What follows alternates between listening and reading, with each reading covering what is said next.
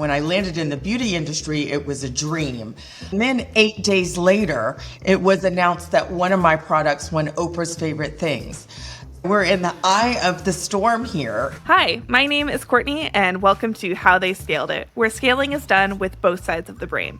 On this show, we sit down with growth stage businesses and speak with founders and industry leaders from e-commerce and SaaS sectors. We showcase their journeys, unpacking the pivotal moments, marketing strategies, and key decisions that helped shape their success. Today, I'm bringing on Lita Cunningham. Lita is the visionary founder of LALAIS, a luxury skincare brand redefining the solutions for misunderstood skin. In just 13 months, LALAIS has already landed at Neiman Marcus, been recognized by Oprah's favorite things, and earned top industry awards. Lita, it is great to see you, and welcome to How They Scaled It. Oh, thank you. Thank you for having me. Of course. So we've talked a few times before this, so I know a little bit of your backstory, but I think what's so interesting about your story is that you came from corporate. You were in a corporate HR role for a while. What pushed you to leave and embark on this entrepreneurial path? Yeah, well, actually, I've been HR professional my whole career. So that was never my intention to do this, but I have always been a beauty junkie, and but my skin did not always cooperate. And I've had the pleasure of working in some creative industries, and when I landed in the beauty industry, it was a dream. I worked at Elizabeth Arden and loved, working with primarily women, and loved the innovation process and being around product, but I couldn't always use the product. And through my adult life, I've been back and forth to the dermatologist on Accutane twice, chemically burned and recovered, laser burned and recovered. So I've had my own personal journey going through it. And I was, as you said, in a corporate role. My company got acquired, and I was sitting out my non-compete. And I like to say magic happens when you have a few martinis too many with your girlfriends. They said, you're always manic about your skin. You should create the brand we always wanted. And I said, well, I worked in it, but I don't know anything about it. And they said, no, but you're just the person that could do it. And so it was a little marble in my head, and I bit the bullet and did something crazy and left that very successful career to do something that I, knew nothing about. Yeah, no, that's amazing. Do you think that you would end up here if that company had not gotten acquired? Do you think it would have eventually kind of come together, or do you think that that was really an important part of it? I think that was an important part of it.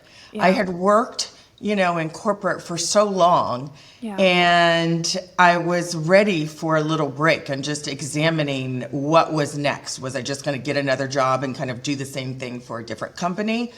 Or, did I have other aspirations? And I really didn't have that figured out. But there was something that I was so passionate about and actually frustrated about.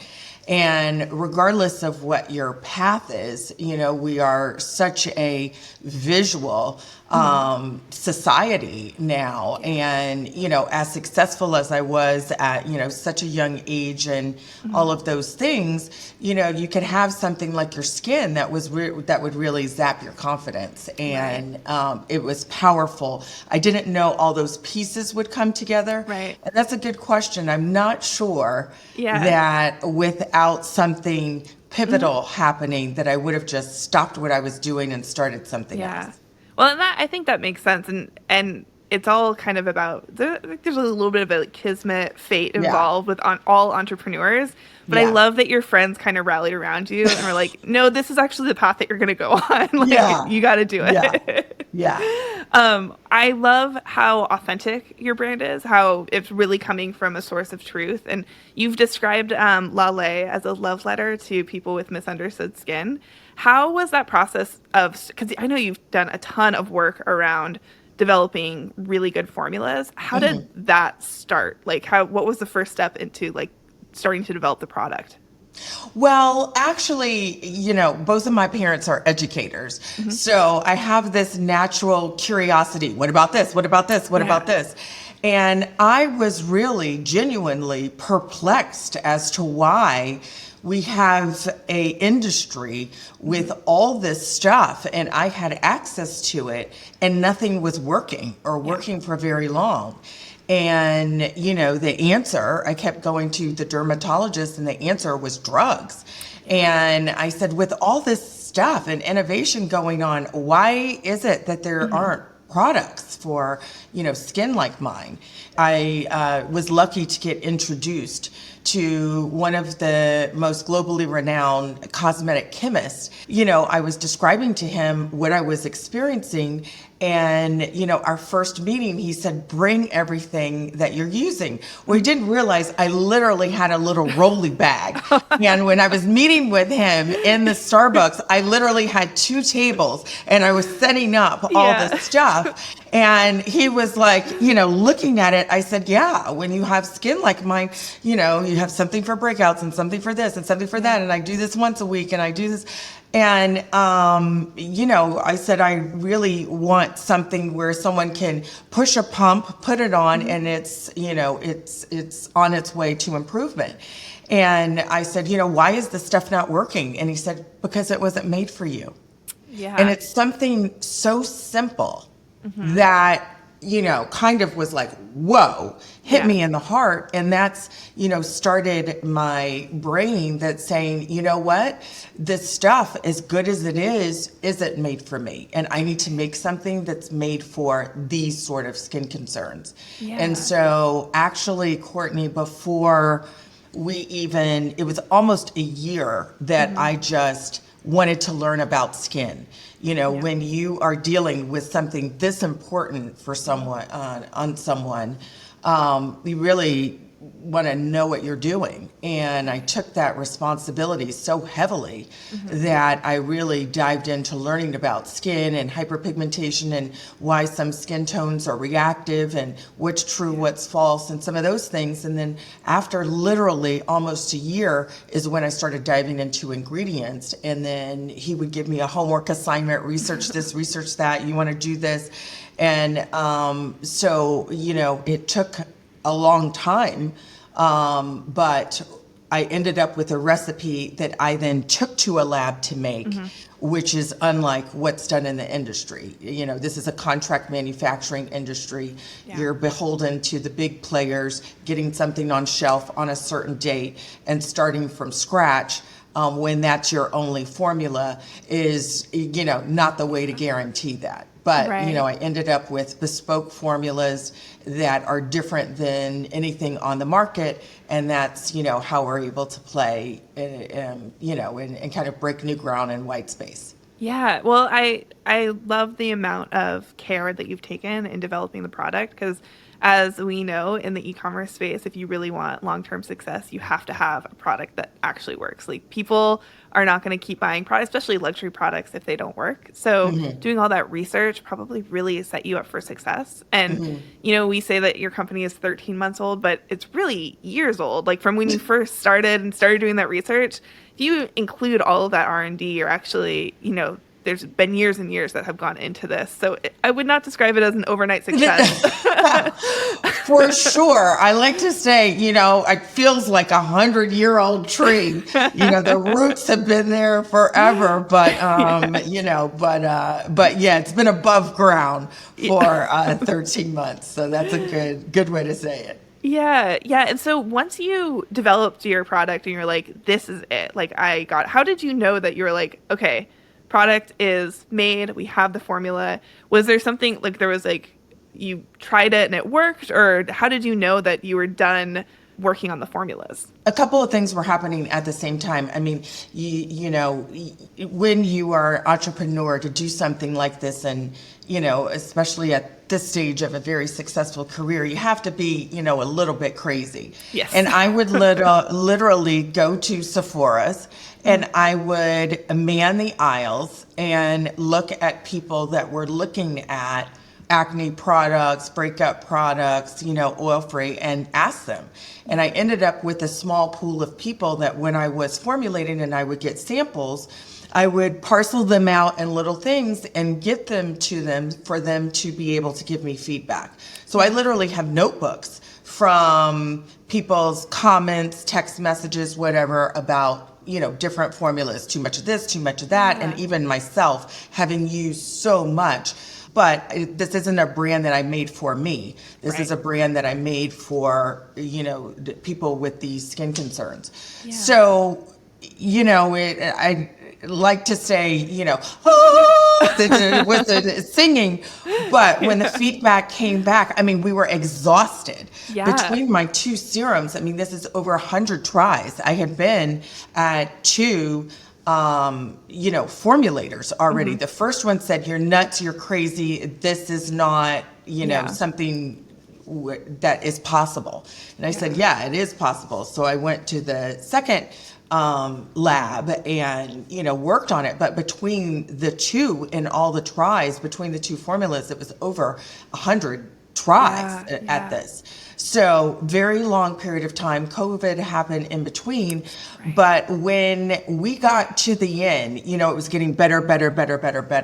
But when we got to the end, everybody was like, "I don't know what's in this one, but oh my God." Yeah. And, all the things that we were trying to solve, it was like, "Okay, are you sure? No, I want you to use it for one more week. Let's just see." And universally, everybody was like, wow. So you kind of, it was me that felt that way, but also some validation that's like, feedback. Okay, we've nailed it. Yeah, I love that you kind of just did like guerrilla marketing style focus groups. You just like went in, and that's incredible. And like, cause it takes a lot of money. Like I think these like huge brands would go out and do focus groups and pull in people and have them test it and get their feedback. But I think that you did that a really scrappy way, and you were able to get to the correct product at the end of the day, which is really cool. Also, was it disheartening to hear that one lab was like, "This is impossible"? Or were you just like, "Oh, you're ridiculous, I'm going to move on"? When you enter onto a journey and like this, and you're really trying, my genuine interest was to solve something. Yeah. This is truly a problem solution brand.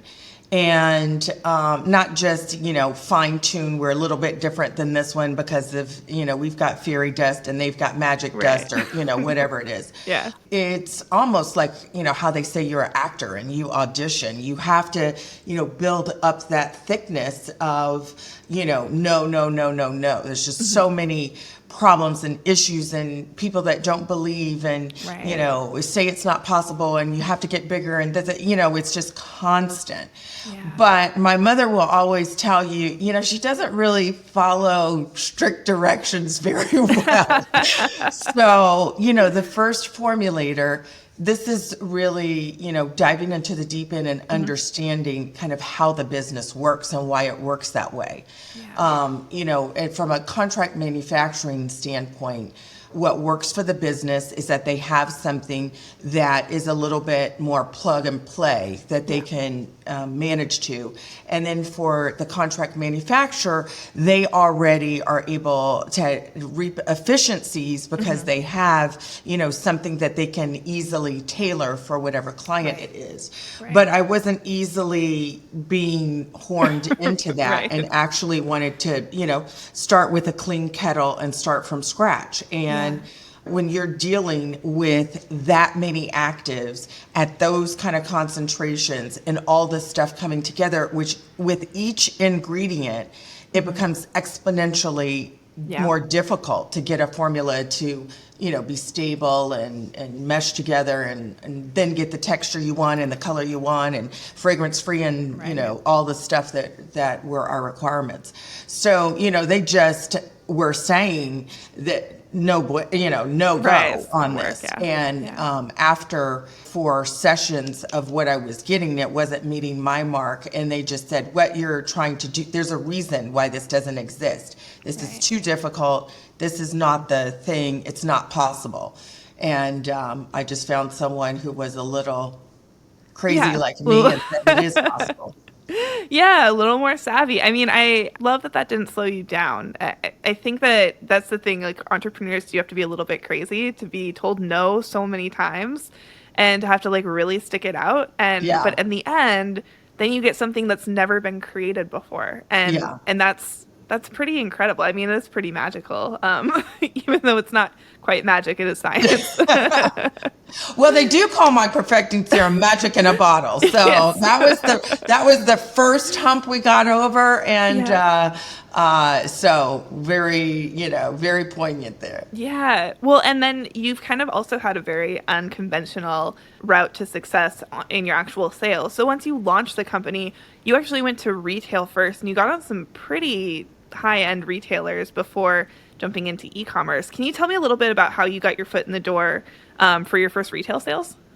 My intention was just to launch the brand, get some success, and then branch out into retail, which is the traditional formula.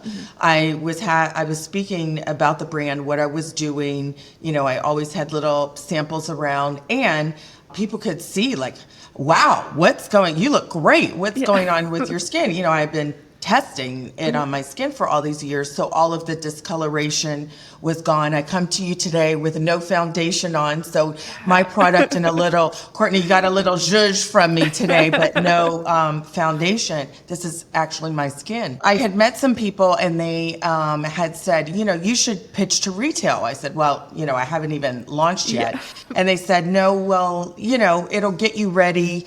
It's good to have a pitch, because even for your D2C clients, just getting that elevator speech down, knowing what you're going to highlight, getting that feedback will be important from buyers that see all these brands. So it was really kind of get your foot in the door, and you were almost just like practicing. Like you didn't think anything was going to come out of it. Yeah. How so then I had some meetings. And, I look on the schedule. The first meeting is with Bergdorf Goodman. Bergdorf Goodman, the most prestigious retailer in the U.S. And literally, kind of back to back, Bergdorf's and the Neiman's and Saks. There was something about the Bergdorf's meeting. They just got it. They got the concept. And, Bergdorf's is known as, a very heavily curated selection of brands. Yeah. So, they said this is speaking to a customer that we don't have anything that is really addressing that. Mm-hmm. And so, of course, they, try the product for several weeks. And then I was having my follow-up meeting with them, thinking they're going to say, oh, this is nice, whatever, come back next year. Right. And they said, well, can you giddy up and get ready for holiday? Holiday, which holiday? Holiday like in 90 days. 90 days. I didn't even, have, of course, as an entrepreneur, you're like, oh, of course, no problem, whatever. Right. You hang up the phone and you're like, So, it was getting the goods here and, doing that, but it was the most magical, to use that word again, beginning, being in retail and being in the most prestigious retailer in the U.S. is nothing short of just, a dream. Yeah. Well, and they've been a wonderful partner. Yeah, and it gives you so much credibility in the luxury space, because you are a luxury product, and being in kind of a higher end retailer just proves that like you've gotten the buy-in from kind of these tastemakers at these giant luxury retailers. And so that's that must have been just very I don't know if fulfilling is the right word. My head was spinning, Courtney, and then 8 days later, it was announced that one of my products won Oprah's Favorite Things. So it we're in the eye of the storm here. I wanted to mention you've also you've got this great retail, gotten in with that, but then also you've really been doing incredible with press, and you've gotten on multiple television spots, Oprah's Favorite Things. Did you have to enter in for Oprah's Favorite Things? How does that process work? You submit your product and you pray. That's what you do. That's what you do. And, you're never quite sure. Did it make it? The messenger said he did leave it there. I've got a signature. Does this person exist? And, it's this long lag time. And then all of a sudden you get a call from a number that you don't recognize. and it's someone asking you questions about the product and what have you. You're like, okay, they did get it. And then several weeks go by, and then they ask more questions, and then you're like, well, they called again. And then you get the call that says congratulations, and you're like, what? So And you got to get ready for that. I mean, yeah, that's a huge get in your first year. And I mean, I think it's cool because the product really speaks for itself. It's not like you went in and pitched it and told them all your stuff. You just sent them your product and they liked it. And yeah. that's a really, really cool thing to get on your first year selling. Yeah, we've been lucky. The brand, to your point, has gotten, great press. But then also outside of that, just the industry acknowledgement through awards and lists and things of that nature. One of our biggest trade organizations is Cosmetic Executive Women. And these are, women that have been in the business. They have seen brands come and go. And so to make their top 25 brands to watch, in this sort of market in 8 months was like, wow, for people that know in the industry. And then, a month after that, we made New Beauty's top 100 brands and 25 in the skincare category. So we were the youngest baby in the skincare category. And when you think 25 brands that are out there and we're one of them, less than a year old, I mean, in terms of the entire collection is really a pinch me moment too. Yeah, it's so special. I also kind of want to talk about how you are creating a luxury experience, because I think that, you have all these awards and, you're getting featured in all these places. But I also know for you that the customer experience when they actually receive the product is like a really important element to it. Can you talk a little bit about like packaging and just how you've created that luxury experience for all customers? When you've been told your entire adult life, it's just too bad. You have, problem skin. You're going to have to deal with it. The products that have been recommended to you are either prescription or, they're kind of in the drugstore on the bottom shelf, bright orange or red, that kind of signifies danger, problem, fix it. And, I wanted a very different experience because it's not problem skin, it's just been misunderstood. And I wanted someone, when you're dealing in skincare, especially treatment sort of products, you're catching that person at their most vulnerable. It's either in the morning, not zhuzhed up, it's you and them in the bathroom and they're looking at themselves in their rawest form, or it's at night after the day, they're taking everything off for the day. And you have those few moments with them. And I just think that's such a huge responsibility for your product to have someone without anything else be able to smile back at themselves. And so I wanted that experience to feel like a gift when people were using my product, from the second they received it to the experience that they have using it. So the bright white of the packaging signifies the clinical efficacy and chops of what's inside the bottle, but what's outside the bottle is also, the copy is in metallic gold and, very clean and crisp and modern, because I wanted someone to say, okay, I've got issues that I have to address, but to be proud to use these products and to have these products on their vanity and on their shelf. And for them to look better than anything else, Courtney. So, of course.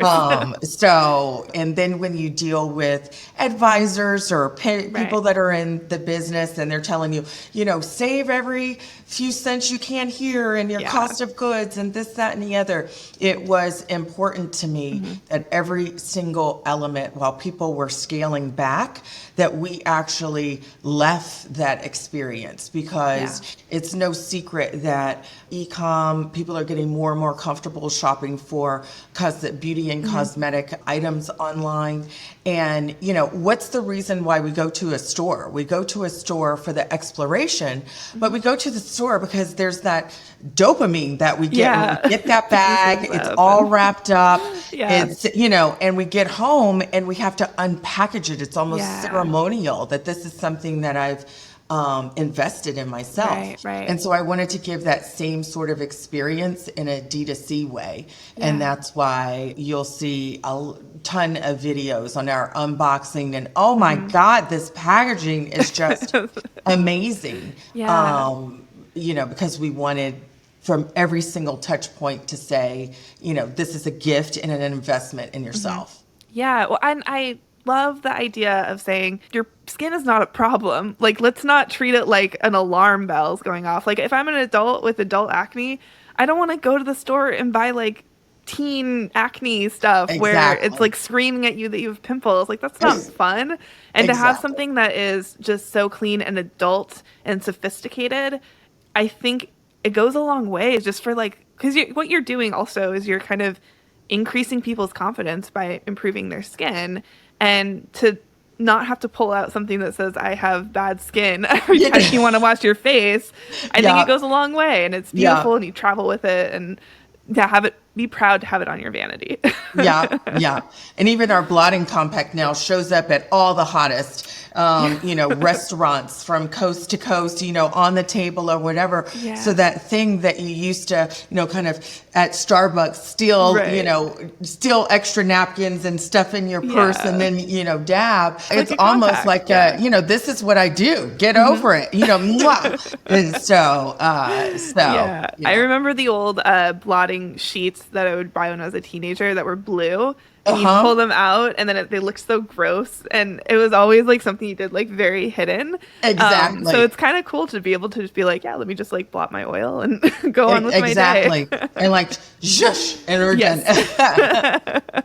Well, I want to talk. I know that it seems like you've had a fairy tale company launch and everything's been roses, but I'm sure there have been challenges. What were the major challenges that you kind of faced, and how did you get over those? The major challenge is just being an entrepreneur, a self-funded entrepreneur. Yes. It takes a lot of money to make it and to break through. No matter how much you plan and you think that you're going to do this and, you anticipate, you try to anticipate that, it's shocking. The marketplace is so competitive and it's so saturated. It used to be you could be on fire in one element and then the other would catch up, or you could, be doing this and kind of piecemeal it together. You can't anymore. Right. And I think my biggest learning is that to really move forward, you kind of have to have this wheel that's turning and all of the spokes kind of operating. That's kind of the point that we are now, is trying to bring all that together in the D2C environment and move forward. Right. But, it's challenging to, retail is a blessing, but also it's challenging to be a brand, to have to, expend the money as an unknown brand to try to build awareness, to have people to work, and kind of represent your brand in store for samples and sampling and display and, all of this sort of stuff that it takes to be in retail. And then, you're trying to also kind of build your brand otherwise, and you're working with freelancers, and sometimes they are a very transient population, so you want someone as committed to your brand as you are, and that isn't necessarily their commitment, and when you're little and small, you really need people with experience, but you can only afford people that are at the earlier stage in their career. So it's just every single day, just a lesson in dichotomies. You need this, but you can afford that. You have to be here, but you're small, so you really want this, but your MOQs are that, and it doesn't work. So, it's a constant decision making. And it's kind of almost just like never ending compromise. For sure. And prioritizing and figuring out what's most important in this moment.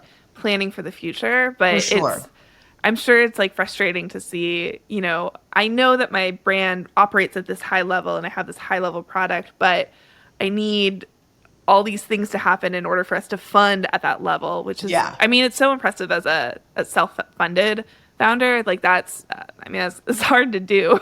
Yeah. And I also, when you're kind of talking about, there's all these costs and there's so much time, it almost feels like you need kind of an unwavering belief in yourself and your product.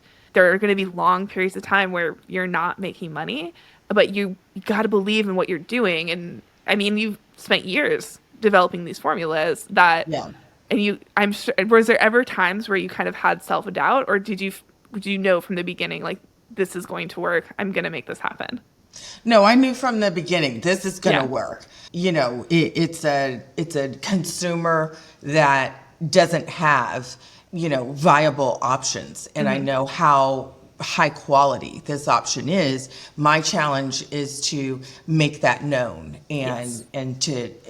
and so I understood the quality of the product and kind of what the challenge is. Yeah. So I never had self-doubt that it would work, where but there's an enormous amount of stress and challenge and trying to figure out what that path is going to be that I Right. could afford, and it makes decision making and timing very critical. You kind of Yes. have to have a little bit of success here to basically get a yes over there, to basically, it's like a Right. unknown obstacle course. Yeah. I love that you never doubted yourself for a second, though. It maybe, I don't know, that didn't sound so good, Courtney. No, I think It it's isn't, great. I think it's you boarded the train and you said full steam ahead. We're doing Yeah. this. And I love Yeah. that. I have two speeds, fast and faster. Yeah. So, I think it's also probably part of my makeup that, Yeah. yeah. Well, I'm surprised you didn't become an entrepreneur sooner. It sounds like you were kind of born for it, honestly. Some of my friends say that too. I think Yeah. everything happens in the right time. Even when does. I look back at my corporate experience, there are different experiences Yeah. that I pull on and leverage that I think just prepared me for this moment. Yeah. No, I totally agree. I think I hear that a lot from founders too who were in corporate and then they left and started their own business. I think that you kind of need to know how the other side lives a little bit. Yeah. And you need to know what's out there and how businesses are run on like a large scale. Yeah. So then as you go into your own business, you have like just a little bit of perspective, I think is so valuable. So it makes sense. It's okay that you started when you did because you're going well now. You were in corporate and you were like, oh my God, why are they so focused on budgets? Like, enough already. We're trying to do stuff. And now you're like, Right. oh my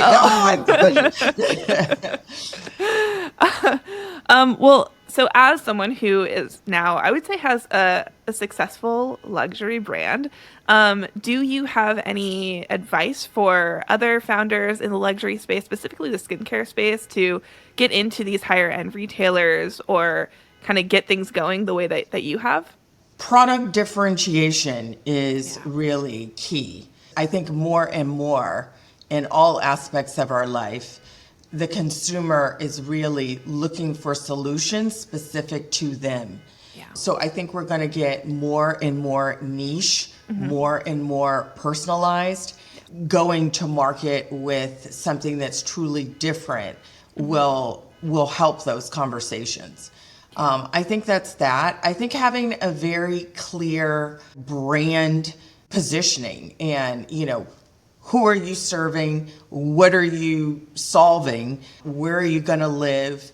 I get asked all the time things like, do you want to launch in Sephora? Do you want to do this, that, and the other? I can introduce you to this, and that. And it's, for me, I'm trying to build my network and be open to, the possibilities and opportunities for the brand. But where the brand lives, I've always been pretty specific about what I was developing and, the consumer that I wanted to speak to, because that, person had been me for so long. And the sort of product that I was really passionate about developing at least initially, was in that lane. I wanted it high science, high quality, high efficacy, and that piece of it. I get asked, will you do a teen line, or will you do, a little bit different price point, or, that can live someplace else, or, men's is a question we're getting a lot.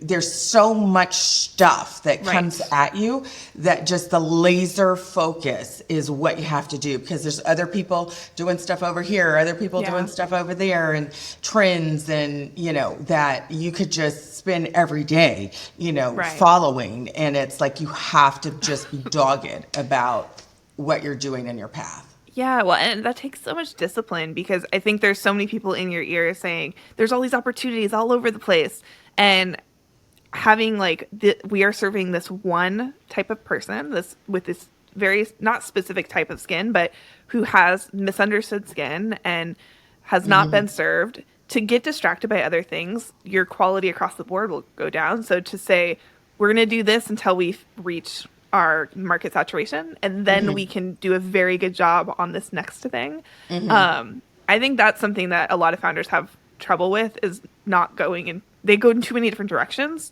and staying hyper-focused.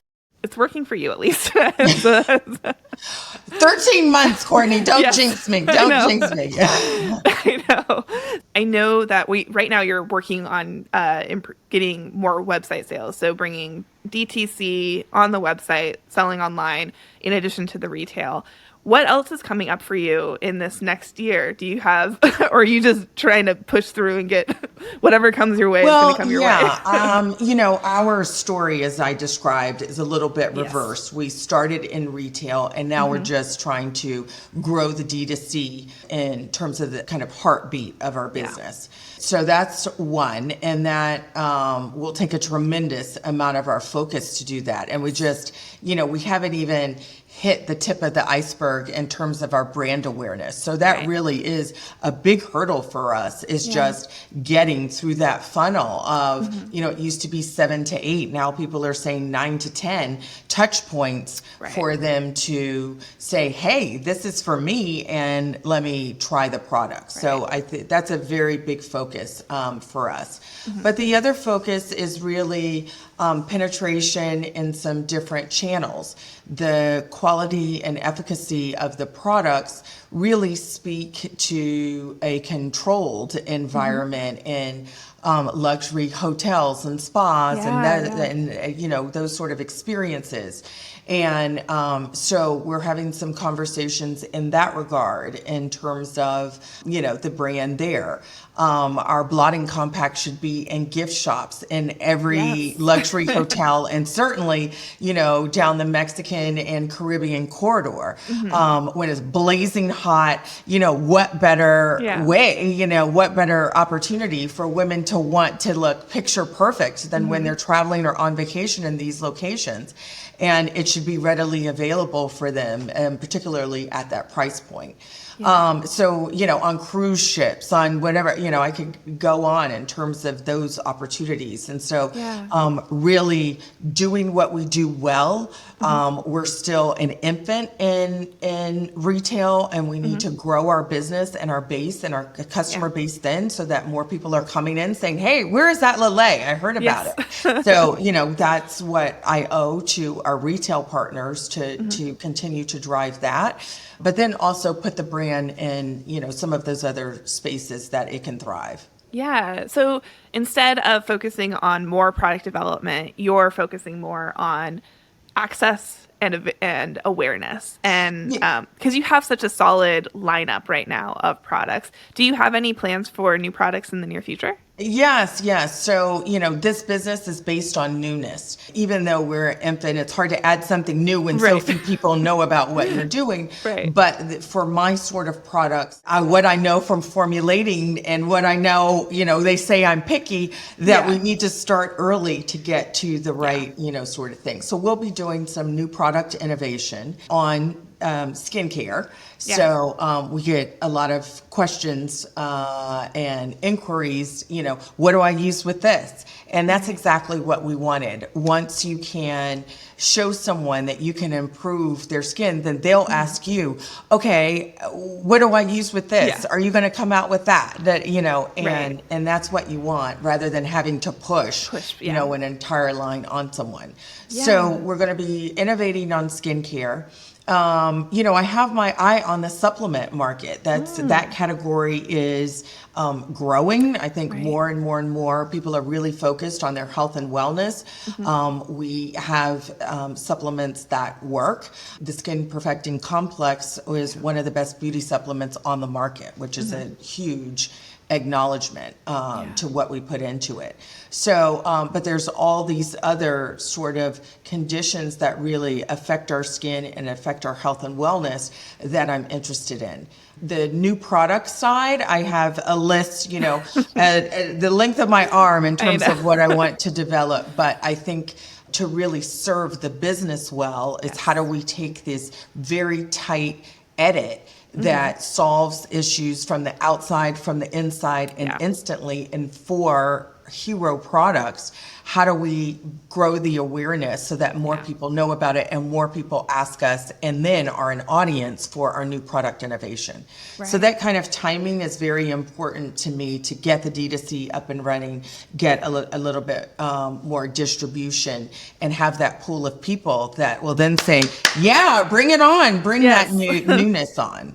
Yeah, well, and it feels there does feel like there's a little bit of urgency to kind of strike while the iron's hot, while you have this really good press, while you're winning these awards. Yeah. And I'm sure that press success will continue, but it just feels like this little lightning bottle, in the moment thing that you want to really capitalize on. So I'm sure everything feels like, let's move. But you also are someone who really values quality. And so I'm sure that's challenging too, to figure out. You want to move quickly, but you want to move the right way. And so I don't envy that problem. And that really comes down to, just having the right partners. Yeah. Being an HR professional, one of the things I am aware of is what I'm good at and what I'm not good at, what my skill set is. I'm not a core marketer. I have a lot of gut instinct because I was a consumer on the other side, so I know what to solve for. But really partnering with people who have expertise in their field, and I think that are a match in terms of excitement about the opportunity, is really important for us to find those partners who are just as jazzed at the opportunity and who can see joint success going after it. Yeah. So that's really my, my homework assignment, is to make sure that we align with the right partners that can help accelerate that for us. Yeah, no, that totally makes sense. And also, given that you're a single founder, you don't have a co-founder, making all those decisions on your own, you do need really good partners to help guide you in the right direction. Yeah. Well, kind of to wrap up today, I asked this question to everybody. If you could give yourself a piece of advice when you were first starting LALAIS, what would it be? Breathe. Breathe, pace yourself. No, my piece of advice would be, it's going to be a marathon.